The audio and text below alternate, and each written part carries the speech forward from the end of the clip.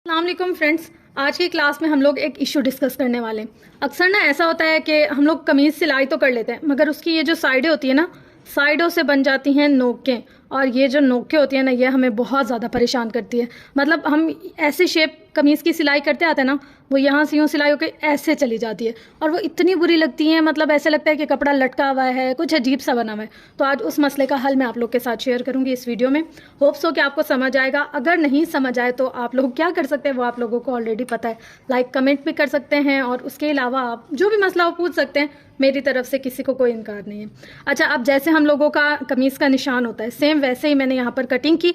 Cutting करने के बाद हम लोगों ने यहाँ पर बनाया निशान। निशान बनाने के बाद अब हम लोगों ने ये दोनों साइड्स जैसे हम लोग जोड़ते हैं, सेम वैसे की वैसी जोड़ी। मतलब इसमें कुछ झोल वोल कुछ भी ऐसा नहीं है। नॉर्मली हम लोगों ने यहाँ पर ऐसे रखा, यहाँ से रखकर हम लोगों ने सिलाई स्टार्ट की। अच्छा, मेरे साथ अक्सर ऐसा होता है कि जब सिलाई करने लगो, फर्स्ट सिलाई में धागा ना निकले, ये हो नहीं सकता। खैर, हम लोग अब अपने काम की तरफ आते हैं। ये देखें, यहाँ पर मैंने इसको रखा, सेट किया, हल्की सी सिलाई आगे चलाई, थोड़ा सा इस सिलाई को पक्का किया। पक्का करने के बाद अब हम लोग इसको जब सिलाई करते आएंगे, देखिए जो हमारी कमर की सिलाई होती है वो ऐसे जाती है, ये यहाँ से यहाँ तक आती है, फिर उसके बाद ऐसे जाती है ना। अब आप देखिए कि मैं इसको कैसे सेट कर रही हूँ। ये रखा, इसके अकॉर्डिंग जहाँ जहाँ हमारी फिटिंग का निशान था उसी के अकॉर्डिंग हम लोगों ने इसको रखा, ये यहाँ ले आए। सही है। अब हमारे पास ये फिटिंग कहाँ तक है, इस पॉइंट तक। हमने यहाँ बिल्कुल नोक नहीं बनाना, स्मूथ लेकर आना है। बस हम लोग आराम आराम से हल्का ओरेब में लेकर आए। और अब हम लोगों ने फिटिंग कहाँ तक करनी है, इस पॉइंट तक। ये देखिए यहाँ पर आपको नजर आ रहा है, हम लोगों ने फिटिंग कहाँ तक करनी है, इस पॉइंट पर। अब हम लोग क्या करेंगे, इसको ना ऐसे बिल्कुल स्लांट में ये यूं लेकर आएंगे और यहाँ लाकर ख़त्म कर देंगे, लाइक सीधा। हम लोग यहाँ से ऐसे हल्का हल्का सा ओरेब करते जाएंगे, स्लांट में यहाँ लाएंगे, यहाँ लाकर हम इसकी सिलाई पक्की कर देंगे। सॉरी, यहाँ दिखाती हूँ मैं।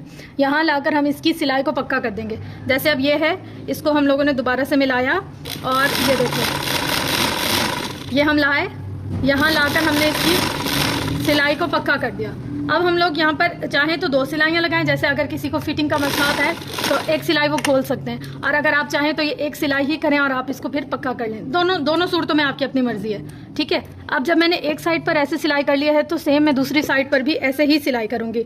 लाइक यहाँ तो निशान लगा हुआ था ना, और अब अगर यहाँ निशान लगा हुआ नहीं भी है तो भी मैंने कैंची की नोक से हल्के हल्के अंदर कर स्टेप्स बना लिए थे, जिसमें मुझे पता चल जाएगा कि मुझे डेप्थ कहाँ देनी है, मुझे यहाँ पर कहाँ स्टॉप करना है, ठीक है। अब सेम यहाँ पर भी यही किया। यहाँ से हम लोगों ने सिलाई ली, यहाँ से देखें, ये लिया हम लोगों ने कपड़ा, यहाँ हमारा निशान था, यहाँ से हम लोगों ने ऐसे सिलाई ली। यहाँ देखिए कैंची की नोक हल्की सी आपको फील हो रही है ना, बिल्कुल माइनर सी नोक है, बहुत ज़्यादा गहरी नहीं है। यहाँ हल्की से हमारे पास नोक है, हम यहाँ से इसको लेते हैं, ये यहाँ पर लाकर इसको हल्का सा ऐसे छोड़ दिया। अब हम लोगों ने इस जो नीचे वाला कपड़ा है ना उसको मिलाना है, और उसकी कैंची की नोक कहाँ है, यहाँ से अगर आपको भूल गई है कि आपकी कैंची की नोक कहाँ है तो आपने इन दोनों कपड़ों को बराबर पर रखना है। जैसे ये कट्स है ना, और मैं देखूंगी कि मैंने यहाँ कहाँ स्टॉप किया इसको। मैंने अगर यहाँ पर स्टॉप किया ना तो मैं यहाँ से इसको कैंची को रखूंगी, ये हल्की सी मैंने यहाँ नोक बना दी, हल्की, बिल्कुल हल्की, बहुत ज़्यादा शदीद नहीं, ऐसा नहीं कि आप कपड़ा फाड़ दें, बिल्कुल हल्की सी मैंने यहाँ बनाई नोक। और अब मैं इसको लेकर आ रही हूँ ऐसे, ये देखें, ये रहा, ये रहा, ये रहा। अब हम लोग इसको नोक नहीं लाएंगे, मतलब हमारा अगर सीधा कपड़ा है तो हम लोग इसको सीधा ही रखेंगे, नोक नहीं बनाएंगे, ठीक है। यहाँ मैंने इसको कर दिया पक्का। अब मेरी मर्जी, मैं चाहूँ तो 2 सिलाइयाँ लगा दूँ, वैसे मैं 2 सिलाइयाँ लगाती हूँ हमेशा। एक सिलाई यहाँ है ना, तो एक सिलाई मैं लगाऊंगी यहाँ पर, इससे तकरीबन 2 बूट आगे। अगर हमारे किसी क्लाइंट का कपड़ा है और उसको खुला करना पड़ गया तो उसको मुश्किल ना हो, उसके लिए यहाँ पर मार्जिन हो। अब क्योंकि मुझे इनकी नाप पता है और मुझे पता है कि मैंने बिल्कुल सही काम किया है और आप लोग को बताना भी है, तो इसलिए मैं यहाँ दूसरी सिलाई नहीं चला रही। अच्छा, अब जो असल समझने की बात है, अब हमारे दोनों चॉक्स रेडी हो गए। अब दोनों चॉक्स रेडी होने के बाद हम लोग यहाँ पर डोरी पाइपिंग लगाए। हम लोग सादा चौक बनाते तो कोई मसला नहीं होता, लेकिन जब हम लोग यहाँ डोरी पाइपिंग या इस तरह की कोई लेस लगाकर उससे डिजाइनिंग करते हैं ना, तब बहुत ज़्यादा मसला होता है। अब हम लोगों ने यहाँ पर इसको खोल लिया हम लोगों ने, और हम लोगों ने यहाँ पर लगानी है लेस कुछ इस तरीके से। तो मैं आपको वो तरीका बताऊंगी जिसपे आप सिंगल तरीके से लेस भी लगा देंगे, आपको कोई बहुत ज़्यादा मुश्किल भी नहीं होगी और आपकी कमीज़ की नोक भी नहीं निकलेगी। ये देखें, ये जो लेस है ना, हम लोग एक ही पट्टी से लगाएंगे। ये मैंने काट ली है 2 इंच की पट्टी, जो मैंने यहाँ पर अटैच करनी है, ठीक है। अब इसी 2 इंच की पट्टी को रखा हम लोगों ने, और ये हम लोगों ने ले ली लेस, ठीक है। ये रही हमारे पास लेस, ये इसको यहाँ पर हम लोग फर्स्ट स्टेप पर ही मोड़ लेंगे, ये ऐसे। यहाँ से हमने इसको रखा, हम लोगों ने लेस को नीचे रखा, इसके ऊपर कपड़े को रखा और इसको ऐसे रखा। अब देखो कुछ लोग ऐसे करते हैं कि पहले सिलाई करते हैं लेस को कपड़े के ऊपर और फिर रखकर सिलाई करते हैं, तो वो ना बहुत लंबा प्रोसेस हो जाता है, उसमें हम लोग की बहुत ज़्यादा टाइम भी वेस्ट होता है, धागा भी लगता है, मेहनत भी लगती है। ये जो तरीका है ना, ये आप सिंगल सिलाई के साथ आप सेट करते जाओगे। अच्छा अब देखो यहाँ जो समझने वाली बात है, यहाँ मैंने लेस रखी, इसके ऊपर कपड़ा रखा, इसके ऊपर एक सिलाई चलाऊंगी ना। अब आपने जो ये स्टेप लिया, यहाँ से आप इसको डायरेक्ट ऐसे नहीं करोगे। अगर आपने इस स्टेप से रखकर इसको डायरेक्ट ऐसे कर लिया ना, तो आपका यहाँ से नोक निकल आएगी। समझ आ रही है?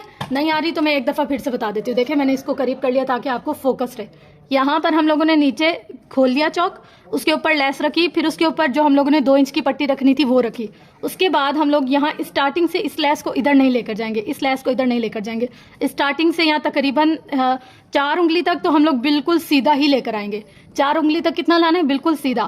फिर 4 उंगली के बाद हम लोग हल्का हल्का इसको ओरेब बनाएंगे।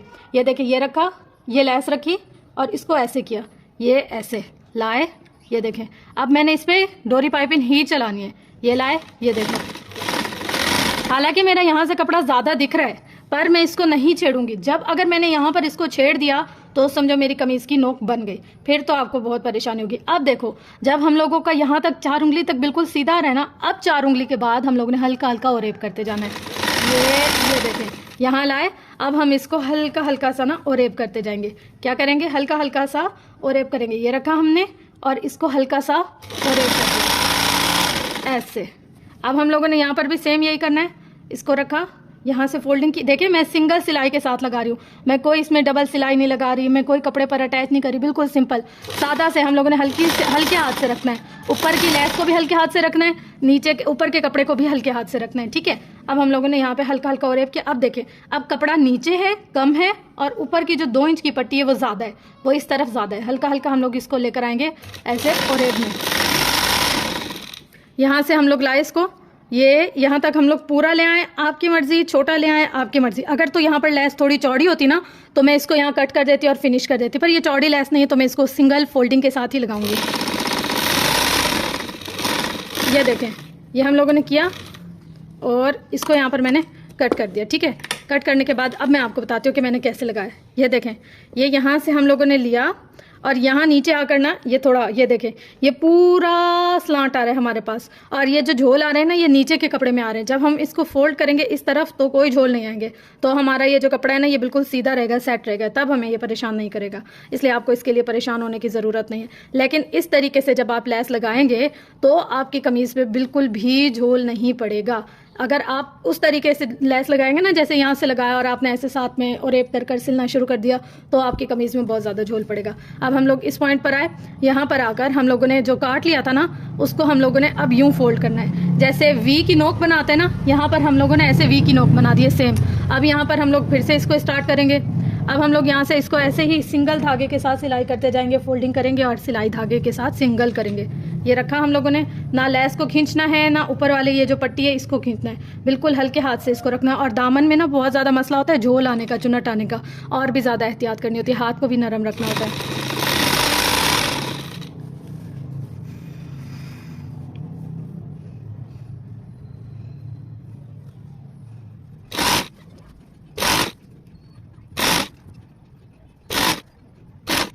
पर हम लोग देखेंगे कि हमने इसमें ना अंदर कितना कपड़ा डाला है। लाइक हमने इसके अंदर अगर 2 इंच का कपड़ा डाला है, यानी कि उंगली के हिसाब से इतना, तो हम लोग यहाँ पर भी इतना ही रखेंगे।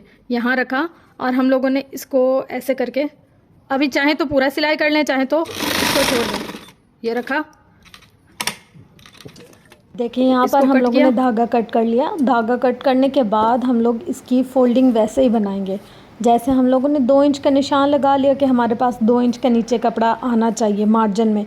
तो हम लोगों ने जहाँ उंगली का निशान लगाया था वहाँ हम लोगों ने अपने थंब की मदद से हल्का सा निशान लगा दिया।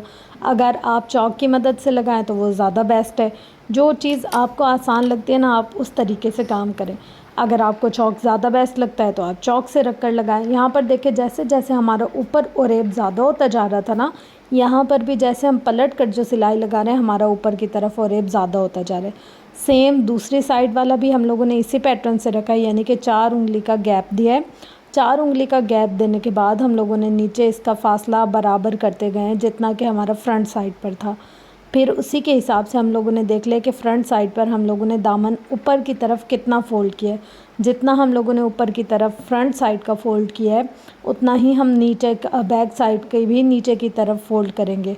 सेम वही चीज़ कि हम लोगों ने जितनी एक साइड का मार्जिन रखा है उतना ही हम लोग दूसरी साइड से भी मार्जिन रखेंगे।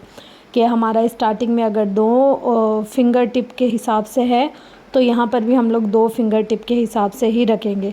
यहाँ पर देखिए हमारे चौक बहुत आसानी से बनकर तैयार हो गए। ना हमारी कमीज़ की नोक निकली है, ना हमारी कमीज़ का मुंह ख़राब हुआ है, कुछ भी मसला नहीं हुआ। अब हम लोगों ने एक दफ़ा इसको पलट लिया, पलट कर कमीज़ के कोने बना लिए। कोने बनाने के बाद कोनों पर सिलाई कर लिए। सिलाई करने के बाद फिर चारों तरफ जैसे चौक की सिलाई होती है ना, चारों चौक की हम लोगों ने वैसे ही सिलाई कर लिए। उसके बाद मैं आपको दिखाती हूँ इसकी फ़िनिशिंग। देखिए यहाँ पर इसकी फ़िनिशिंग कितनी खूबसूरत है। बिल्कुल लेस आमने सामने बराबर आ रही है, एक दूसरे के ऊपर चढ़ ही नहीं है, नोक नहीं बन रही, गंदी नहीं लग रही, बिल्कुल एक स्मूथ तरीके से।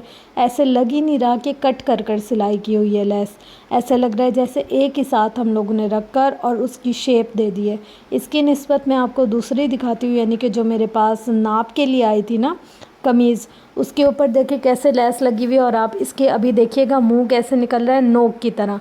जैसे हम इसको फ्रंट पे पलट रहे हैं ना तो इसका मुंह ऐसे निकल रहा है जैसे बिल्कुल ऊपर चोंच की तरह से।